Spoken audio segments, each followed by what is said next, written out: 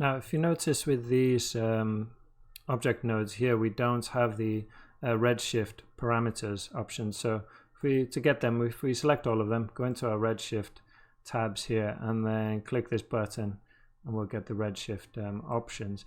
Need that specifically for setting up the tessellation for, like subdividing, and for displacement, and also in terms of grains to view them. So if we turn on this render object as particles here, okay, and then I'm going to dive into this grain node. I've already deactivated the point replicate just to get things moving a bit quicker. I might also, if I just drop a delete underneath, and maybe I'll make these, make these red or something, so that I can, so I know that they're important to change when I come to render them, right? Press C, by the way, to get this color palette up. So I'm going to delete just a selection of them. If I change this to points, bounding box, there you can see I've already got a few. Maybe just double the size and bring it closer to the camera if I push it this way, I think. There we go. Okay, just leave them there. Excuse me, head back out. So let's make those materials. So for the sand, let's color these as well. Do the green for the crocodile. Alt click and drag one for the sand. Oops. Sand, okay, and give that kind of dark brown color. And then we'll need some for the hunter as well. So I'm going to, just alt click and drag. We'll change the colors in a moment and do the same thing again. So I'll call this hunter body. Let's click and drag. We need one for the body. This is based on the textures that we've got, okay? Bottom, hunter top. Separate one for the shoes.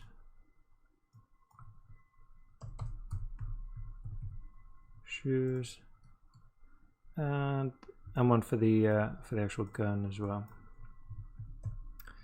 Great. Okay, so to apply them, let's jump back into here. For the grain, we can just do it like that, because it's the only thing that we've got in there. Okay. But for the hunter, obviously, we'll need to do it bit by bit. Okay, so let's grab our group. So for the, I think we're not going to render the beard, so I'm just going to delete that out here. Find it, the beard there. Okay.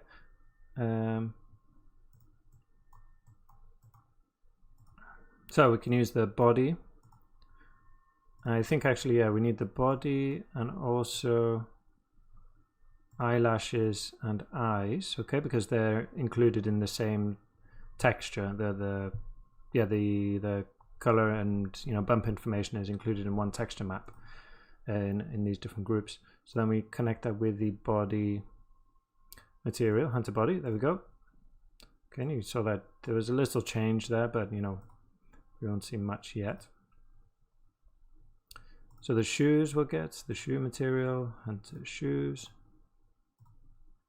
The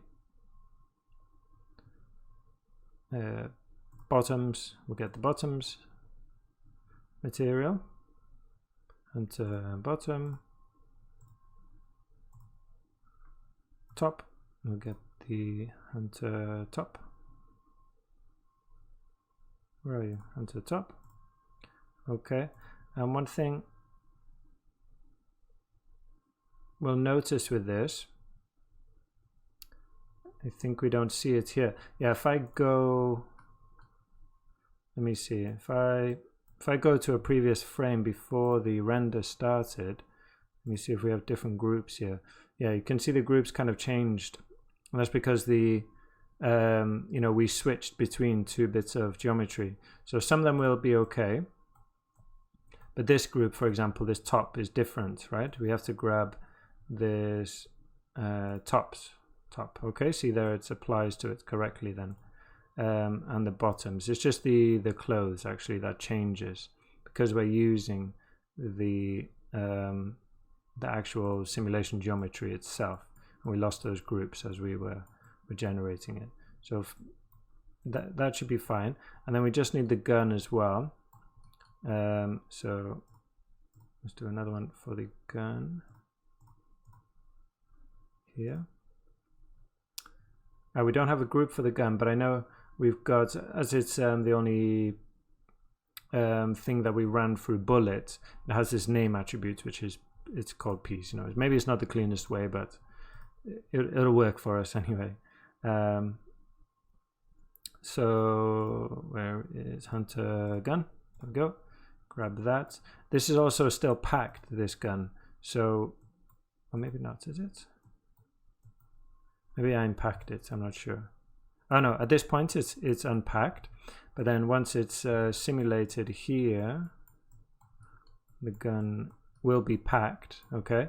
And we'll get some weird motion blur with it. So I'm just going to unpack it, the gun, and transfer that shop material path across so that we keep the material working on it, okay? So come here.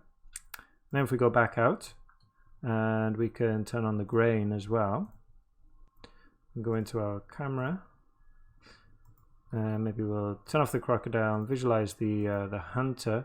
Maybe we should change some of those colors as well, just to be, because I think right now they'll all be the same.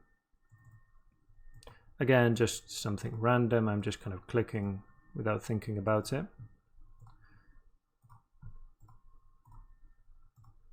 Okay.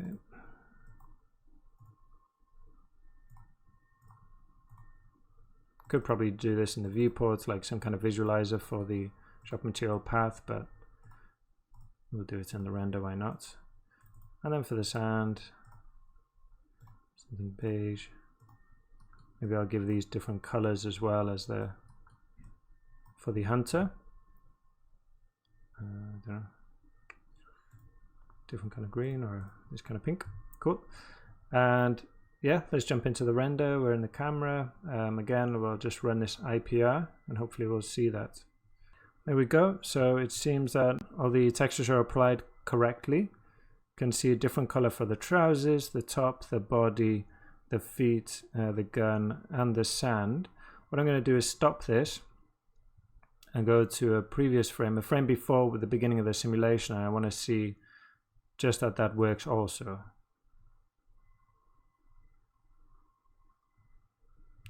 Okay, let's hit IPR on that and make sure that works.